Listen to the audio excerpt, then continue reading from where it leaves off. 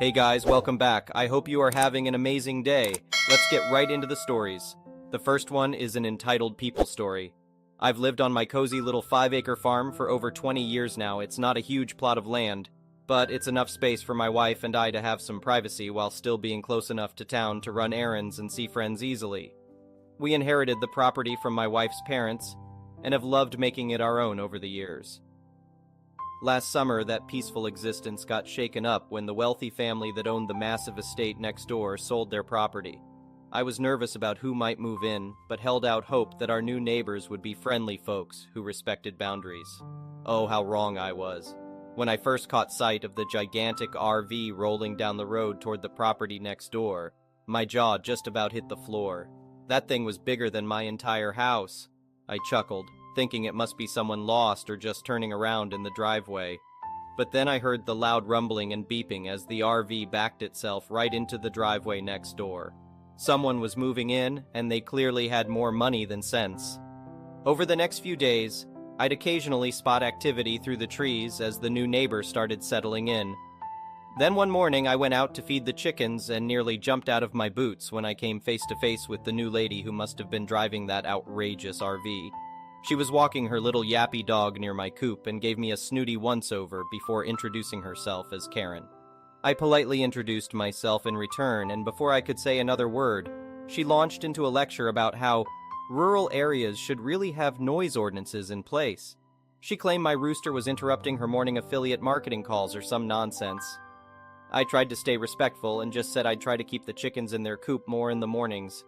Wanting to be a good neighbor, I even went over later that day to officially welcome her with a basket of homemade jam and bread. But Karen made it abundantly clear she had no interest in getting to know me or my wife, unless it was to complain about something we were doing on our property. The entitled demands and rude behavior kept escalating over the following weeks. She had an issue with the wind chimes my wife hung to scare away birds from her veggie garden. She whined about the scent of manure from our compost pile. It seemed like everything we did was an affront to her high-class sensibilities. I even caught her letting her dog poop right on my lawn one day. When I asked her to clean it up, she claimed she couldn't see the property line. Yeah, right, lady. Well, I'm an easygoing guy, but Karen was really testing my patience. My wife kept saying we should set firmer boundaries, but I didn't want to stir up trouble.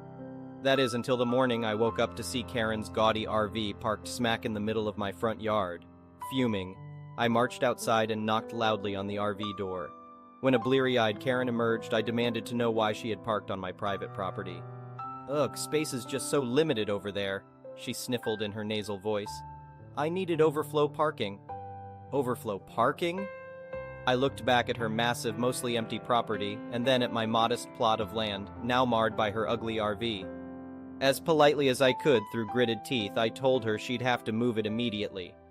Karen whined about getting her morning tea first, so again wanting to be reasonable, I said she had until the end of the day to move the RV back where it belonged.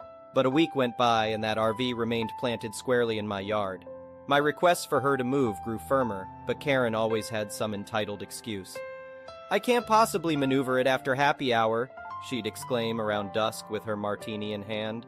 Or in the mornings, she'd whine that she needed her caffeinated Crystal Light first. By the second week of this nonsense, I'd had it. I informed Karen bluntly that she had 24 hours to get her RV off my property or I'd have it towed. Well, she didn't take too kindly to that, shrieking about having her lawyers sue me. At this point, I didn't care. I knew she was all talk. The next morning, I followed through on my warning. I waved politely as the tow truck hauled her monstrosity of an RV back where it belonged, with a furious Karen shouting obscenities at me the whole time. But just a few days later, I awoke to find the RV parked again smack in the middle of my trees. Unbelievable. This woman just could not take a hint. My wife said enough was enough and helped me call the county sheriff's office to file an official report of trespassing. Though irritated, the deputy who responded was very understanding and even helped me post no trespassing signs around the perimeter of our property. He made it clear to Karen that if her RV ended up on my land again, there'd be trouble. She screeched her anger but finally moved the RV back to her own driveway. I figured that was the end of our RV problems, but boy was I wrong. Barely a week later, my wife ran inside, yelling that I had to get out to the field quick. There I found Karen, tromping around near my herd of cows with her rat dog yapping its head off, aggravating my poor livestock something fierce. I hollered across the field for her to get off my property immediately, but before the words fully left my mouth, I watched in shock as that menace of a dog lunged, nipping at one of my baby calves. Well, that mama cow retaliated instantly, kicking the dog halfway across the field. Karen went ballistic, screaming obscenities at me about suing for vet bills. I yelled right back that she had no business trespassing on my property again. As Karen dragged her shrieking dog away, the reality of the situation suddenly dawned on me. Her repeated trespassing wasn't just annoying now, it was downright dangerous. Karen's entitled attitude could have gotten my cows riled up enough to really hurt someone, and she clearly had zero concern for my family's livelihood and safety. I decided right then and there that she needed more than just warnings to get the message.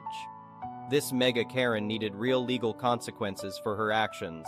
After discussing it with my wife, I immediately got in touch with our lawyer and filed a restraining order.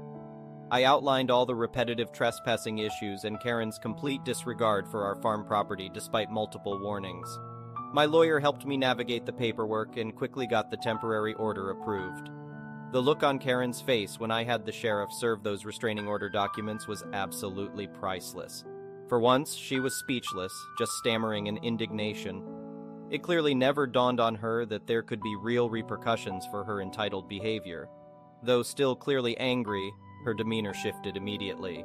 The very next day, I noticed she had built a tall privacy fence along the entire length of our adjoining property line. I had to chuckle. That expensive fence sure went up quick when Karen knew she could face actual charges for trespassing again. Over the next few weeks, blessed peace and quiet settled over my farm. Karen stayed firmly on her side of the fence, keeping her tyrannical behavior away from my family and livestock. The next one is a pro-revenge story. Years ago, my mother and I had just moved to a new dog-friendly apartment complex. We had 2 dogs. One was a Bichon Shih Tzu and the other was a Terrier-Poodle mix. Because of them, we were excited about the community dog park right next to our building. Also to note, our whole building was filled with dog owners, each with dogs ranging from small to huge. Our apartment was on the first floor in the back of the building, all the way in the corner. It was a nice private area for us, considering how the apartments were situated. Since one of our dogs is a terrier, he can be a bit barky when we are not home. Though when we are home, we have a clicker to get his attention, which he has been trained to stop barking and come to whoever has the clicker. Due to our work hours, I was usually home in the morning, and Mom was home in the afternoon, leaving him alone for a few hours during the day. After a month of moving to our new apartment, we received a note on our door. It was from one of our neighbors.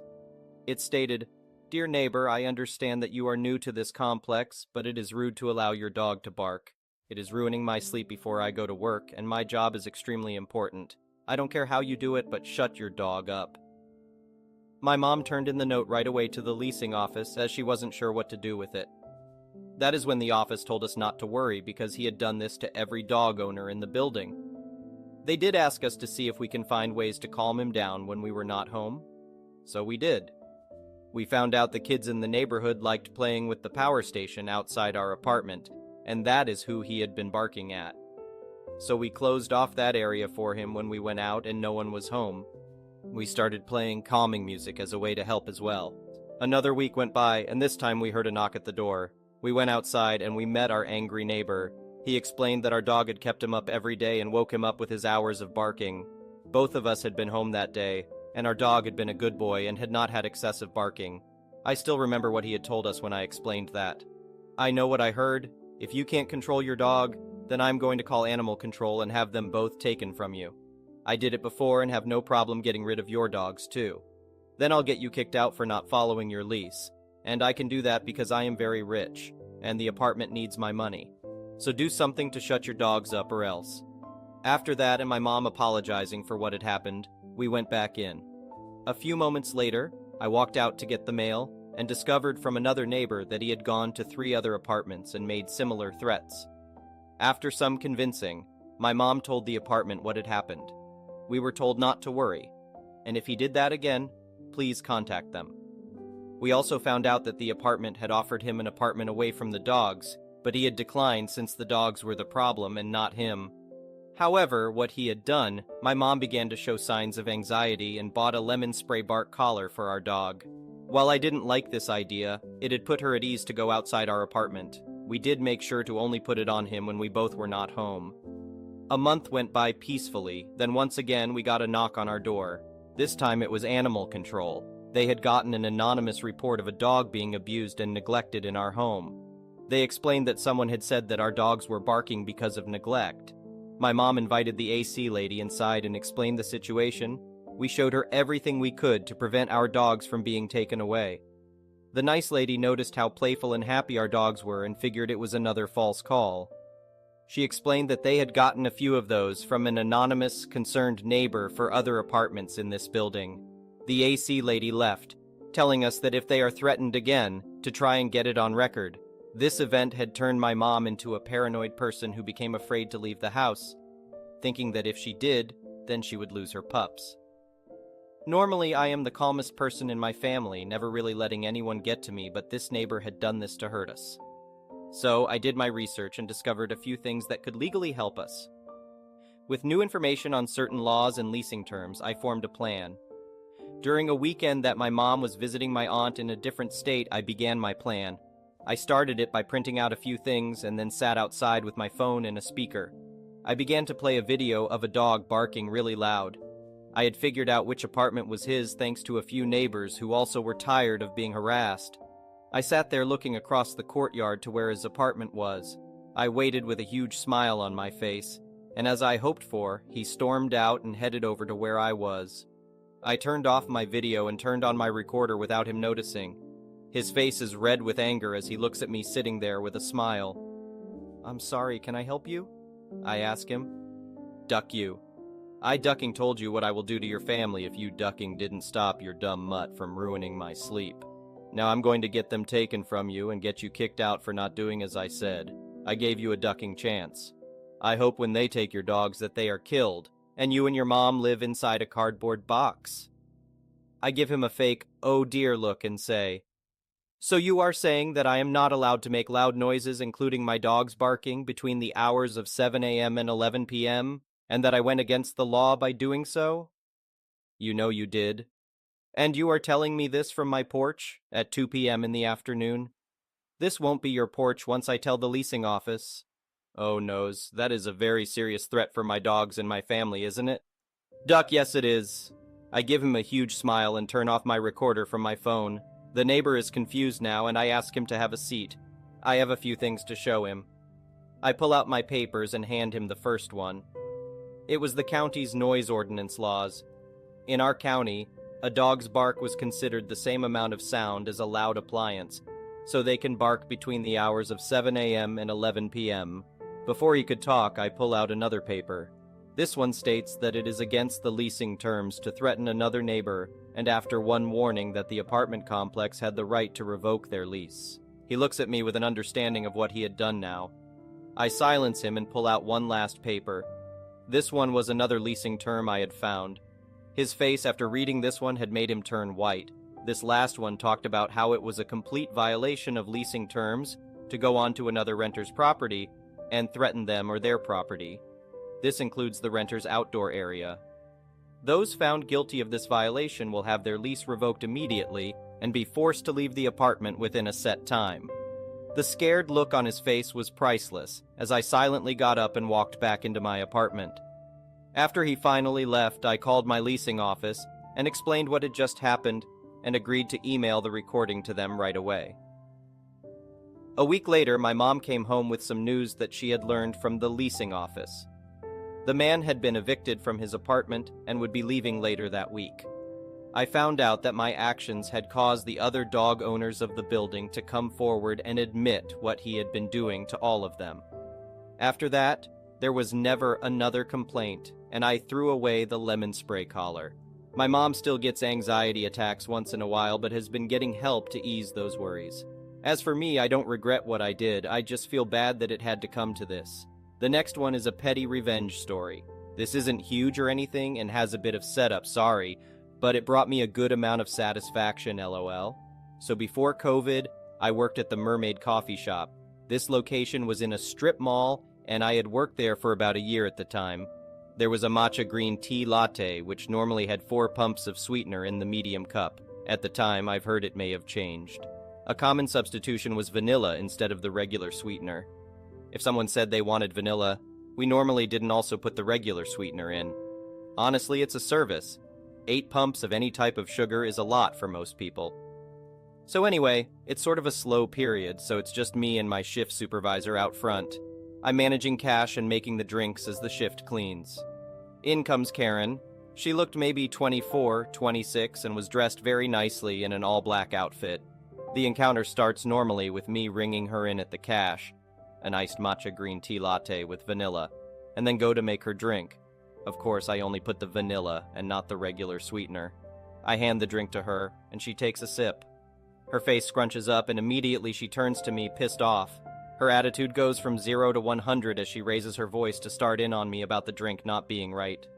Well, luckily for her, it's an easy fix. I tell her I'll just put the sweetener in, no problem at all. So she hands the cup back, and I pump the sweetener straight into the cup, totally normal, and make sure it's mixed. I ask her if she'd like to taste it before I put a lid on to ensure it's sweet enough. She agrees. It's important to note that this is normal. We often hand out drinks without lids, so I'm pretty good at knowing when something is a spill risk. It wasn't even close. She picks up the cup and takes a sip, and it spills down her front. I honestly don't know what happened. Maybe the ice moved oddly or something. Still, it wasn't a big spill, and she was wearing black, so you couldn't see anything. Either way, I'm reaching for a paper towel and asking her if she wants a wet one. She fully goes off on me. It's my fault she spilled the drink. If I had just put the sweetener in at the beginning, this wouldn't have been an issue, etc. She's swearing, waving her arms everywhere, and throws the cup on the ground and starts screaming that the coffee shop better pay her dry cleaning bills, etc. I'm just kinda staring at her, having a full-on tantrum in the shop. My shift notices the drama and comes rushing over. Karen continues to go off on a tirade about me and the company and this store. The shift ends up giving her a refund and another drink, but says, obviously, there's nothing the company can do about her spilling a drink on herself. Karen is pissed, but accepts it and leaves the store, a huge mess in her wake. I have to go get a mop to clean up the drink she slammed on the ground. Green tea latte everywhere. Now, what I haven't mentioned in this story yet is that this Karen happened to be wearing a name tag that said her name and company, and this company happened to be a shoe store in the same strip mall the coffee shop was in. I simmered over the rest of my shift about whether I should actually do what I was thinking or not, but at the end went screw it, I'm going shopping. So after my shift, I head on over. A large part of me doesn't expect to actually see her, but there she is. She's in the aisles, stacking shoes. She seems to be the only one out front. I head on over and ask her for assistance. I think it took her a minute of talking to me to realize who I was. But I knew everything had clicked when her face suddenly goes from customer service to shock. Still, I act as if I don't know who she is and ask her questions about a random pair of shoes. I ask to try them on and give a range of 3 sizes, lying to say I don't know what size will fit. She offers to do a sizing and I refuse, saying I just want to try on the shoes. She brings out 3 pairs. I try them on, making a mess of the boxes, papers, and shoes before telling her none of them are what I'm looking for. I make no attempt to put things back, which NGL kinda hurt me to do LOL, and grab the nearest shoe and ask her to try on the same sizes in that shoe instead. Rinse and repeat for many pairs of shoes. There are still no other customers in the store. At this point, she looks really annoyed, but another person, a supervisor as I found out later, has come out from the back to handle the cash register, so it's not like she could say or do anything. Overall, this process of back and forth takes about an hour or so. I got really into the role of ridiculously picky customer, which was fun when you're purposefully messing with someone. I was polite as all hell, but just wouldn't give her the opportunity to escape. Only a few other people come into the store, but the supervisor helps them. Eventually, I decide I'm done and pick out a pair of socks and head towards the cash register. The supervisor rings me out and I head on my way. Karen messed with the wrong tired barista that day.